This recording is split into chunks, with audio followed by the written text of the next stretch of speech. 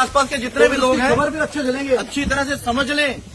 ये जहांगीर के घर वाले अगर किसी ने बदमाशी करी उसको बता देना कायदे से। तो उनका कायदे से इलाज किया बार बार जाएगा। जो खबरें आ रही है कि उसके लोग धमका रहे हैं, अगर कहीं से खबर आ गई तो फिर अच्छे से खबर लेंगे कि किसी ने कोई खुराफात करने बाद की, में रोना किसी को पछताना परेशान करने की कोशिश की है, तो फिर उसकी खबर फिर अच्छे से लेंगे हम।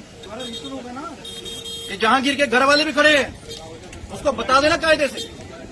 ये बार बार जो खबरें आ रही है कि उसके लोग धमका रहे हैं, तो फिर अच्छे से खबर लेंगे।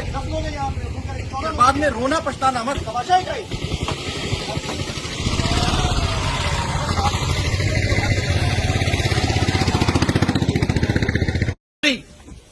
तो उनका कायदे से इलाज किया जाएगा। फिर अगर कहीं से खबर आ गई कि किसी ने कोई खुराफात करने की, किसी को परेशान करने की कोशिश की है, तो फिर দেখুন কালকে হঠাৎ করে 3টের সময় আমার অফিসে এসেছিল। এসে তখন আমি আমার অফিসের ভিতরে বসে আছি, আমি জানতে পারিনি ওরা এসছে। তারপর দিলাম আমার সিকিউরিটিকে দেখে তাদের চমকেছে এবং তাদের অ্যারেস্ট করে বলে ধমক দিয়েছে।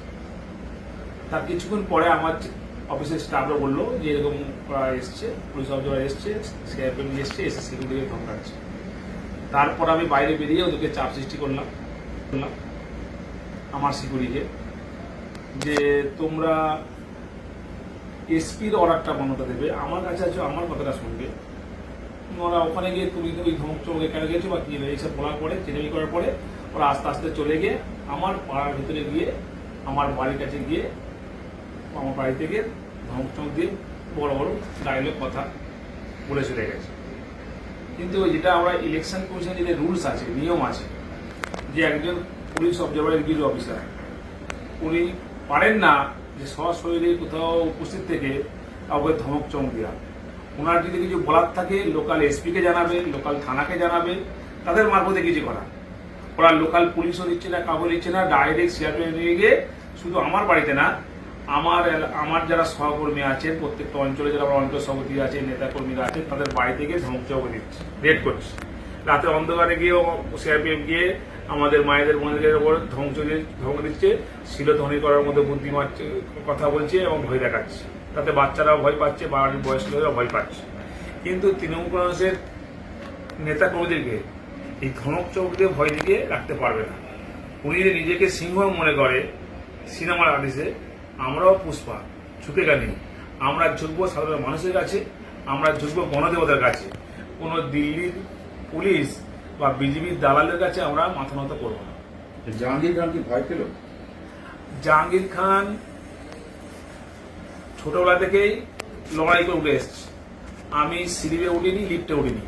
আমি পাঞ্জাবের ছিলাম, পঞ্চায়েত সমিতির সভাপতি পাঞ্জাবের ছিলাম। এই রানিং 2-3 বছর আমি জেলা পরিষদ পূর্ত পরিষদ কর্মাধ্যক্ষ। আজকের আমি বিধানসভার তৃণমূল কংগ্রেসের জোড়া ভোটে প্রার্থী হয়েছি। আমি ছোটবেলায় যেটা দেখেছি শোলে বই, সে আমজাদ খানের जो आदमी डर गया वो आदमी मार गया। জাহাঙ্গীরের ডিকশনারিতে ডর বলে কিছু নেই। আমরা ভয় পাই অন্যায় দেখে, অপরাধ দেখে, কিন্তু কে ধমকাবে, চমকাবে, ভয় দেখাবে, জাহাঙ্গীর খান তাতে কর্ণপাত করে না। জাহাঙ্গীর যা পরিস্থিতি, কোনোভাবে কালকে আপনাকে গৃহবন্দী করার চেষ্টা করা হয়, তাহলে কি করবেন? আমাকে গৃহবন্দী করুক, কারণ আমি যতবার ইলেকশন হয় আমি আমার রুমের ভেতর থেকে কন্ট্রোল রুম খুলে ফোনে আমি সবাই যোগাযোগ রাখি, কোথায় কি পোল হচ্ছে না হচ্ছে, ভোট হচ্ছে করে। আমার গৃহবন্দী কেন, আমাকে যাই করুক, ফলতার মানুষ আমার সঙ্গে আছে, ফলতার মানুষ তৃণমূল কংগ্রেসের সঙ্গে আছে, ফলতার মানুষ জোড়াফুল চিহ্নের সঙ্গে আছে। আমরা সারা বছর মানুষের সঙ্গে সুখ দুঃখের সাথী হয়ে, বিপদের বন্দিশের পাশে থেকে আমরা কাজ করেছি। তাই ফলতার গণদেবতা, ফলতার সাধারণ মানুষ যখন আমার সঙ্গে আছে, সেখানে ইলেকশন কমিশনার বা দিল্লির পুলিশ বা বিজেপির দালালরা কি করবে সেটা আমার যায় আসে না। তাতে আমি ভয় পাই না, আমি কর্ণপাত করি না। আমি সাধারণ মানুষের সঙ্গে ছিলাম, আছি, থাকবো, আর মানুষ আমার সঙ্গে ছিল, আছে, থাকবে। আগামীকাল ভোট, দীর্ঘ প্রচারের পর আজকে আটকানো পুলিং পিরিয়ড, তো কোনো চাপ অনুভব করছেন? আমি আপনারা দেখতে পাচ্ছেন তো, আপনারা আজকে এসছেন, দেখতে পাচ্ছেন তো, কোনো চাপ নেই। আমরা অভ্যস্ত, আমরা বাংলার মানুষ, আর 200 বছর লড়াই করে বাংলার বিপ্লবীরা ব্রিটিশদেরকে আমরা তাড়িয়েছি, বিতাড়িত করেছি। একইভাবে বাংলার মানুষ, ফলতার মানুষ এই বিজেপি নামক দলটাকে বাংলা থেকে উৎখাত করবে এবং বিজেপির জামানা জব্দ করে দেবে।